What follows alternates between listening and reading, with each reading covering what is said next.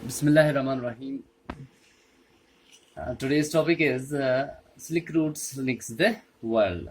तो इससे पहले हमने देखा है कि ग्लोबलाइजेशन के बारे में, उसमें हमने देखा कि द प्री मॉडर्न वर्ल्ड किस तरह से ग्लोबलाइजेशन जो कहें कि वो एक मतलब आज का फिनोमिना है, it's not a new phenomena.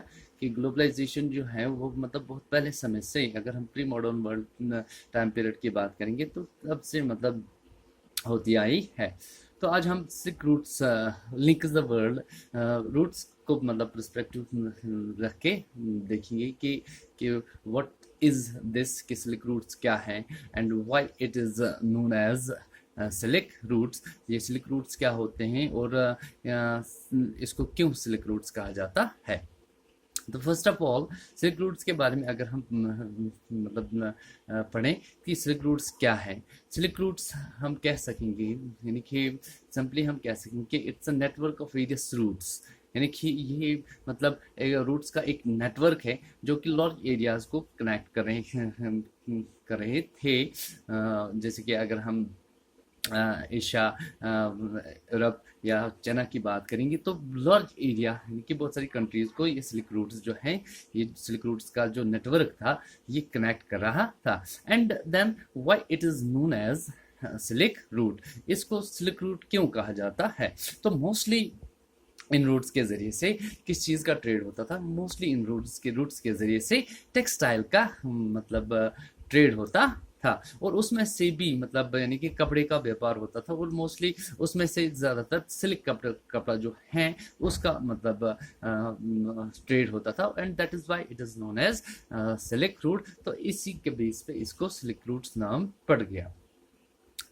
तो सिल्क रूट्स की अगर हम बात करें तो example of vibrant pre modern trade and cultural links, यानी कि प्री मॉडर्न टाइम पीरियड में जो मतलब ट्रेड हुआ था, जो ट्रेड होता था या जो कल्चरल लिंक्स डेवलप होते थे तो दैट इज वन ऑफ इसकी वो एक एग्जांपल, एक क्लासिकल एग्जांपल है किस चीज़ की, यानी कि सिल्क रूट्स की वजह से जो कनेक्टिविटी डेवलप हुई थी। तो उसकी एक एग्जांपल हम प्री मॉडर्न टाइम पीरियड की ले सकते हैं, जैसे कि किस तरह से मतलब ट्रेड होता था और जो कल्चरल लिंक्स डेवलप होते थे।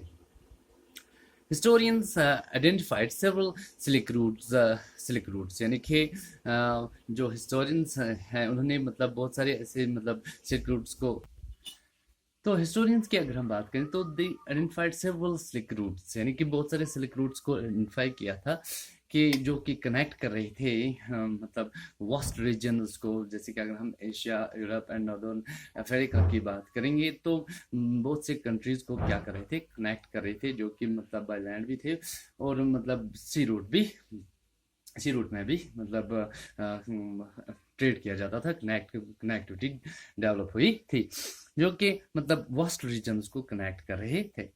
तो अब इनकी एग्जिस्टेंस कब की है, जो यानी कि existed since before the Christian era to 15th century. यानी कि अगर हम इनकी एग्जिस्टेंस को देखेंगे तो existence before the Christian era, यानी कि क्रिश्चियन एरा की अगर हम बात करें, यानी कि जब जैसे क्रिस्ट का बर्थ हुआ था तो उसके बाद का जो टाइम पीरियड है उसे क्रिश्चियन एरा कहते हैं। और फिर कब तक ये मतलब रूट जो कनेक्टिविटी रही है, जो कि 15th सेंचुरी तक इनकी ये कनेक्टिविटी डेवलप रही।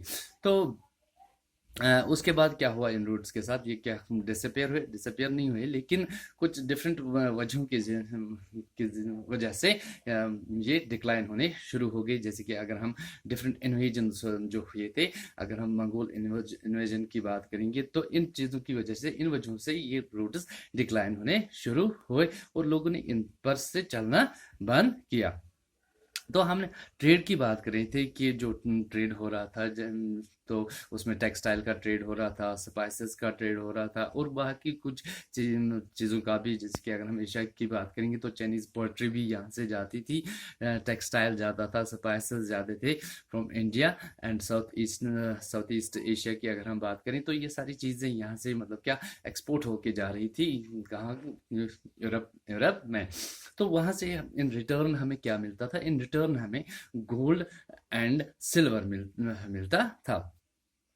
तो दूसरी एक चीज़, अगर हम ट्रेड एंड कल्चर, यानी कि आपकी बुक में एक एनालिसिस दिया गया है कि trade and culture exchange always went hand in hand, यानी कि ट्रेड तो हो रहा था, वो साथ ट्रेड के साथ साथ जो कल्चरल एक्सचेंज मतलब हो रहा था, जैसे कि अगर कोई ट्रेडर ट्रेड करने के लिए जाता तो वो अपने साथ अपने जो मतलब अपना जो कल्चर होता था वो कल्चरल एक्सचेंज भी होता था।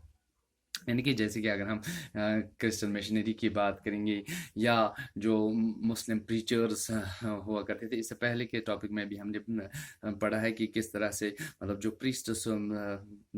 प्रीस्टस होते थे वो एक मुल्क से दूसरे मुल्क या एक जगह से दूसरी जगह अपने मतलब जो रिलीजियस के आइडियाज लेकर जाते थे, उन पर उनको प्रोपिगेट कर रहे थे, उनको मतलब अपने रिलीजियस प्रिंसिपल्स को क्या कर रहे थे, सेपरेट कर रहे थे। तो यहाँ पर जो मुस्लिम प्रीचर्स थे वो भी सिल्क रूट्स के जरिए से मतलब एक जगह से दूसरी जगह, एक मुल्क से दूसरे मुल्क जाके अपने रिलीजियस प्रिंसिपल्स को क्या कर रहे थे, सेपरेट कर रहे थे। इसी तरह दूसरे मतलब रिलीजन की अगर हम बात करें, जैसे कि बुद्धिज्म की अगर हम बात करें, तो ट्रेडर्स आए, उन्होंने बुद्धिज्म को अडॉप्ट किया, तो फिर बाकी मुल्कों में मतलब बुद्धिज्म के मतलब जो प्रिंसिपल्स है उनको सेपरेट किया।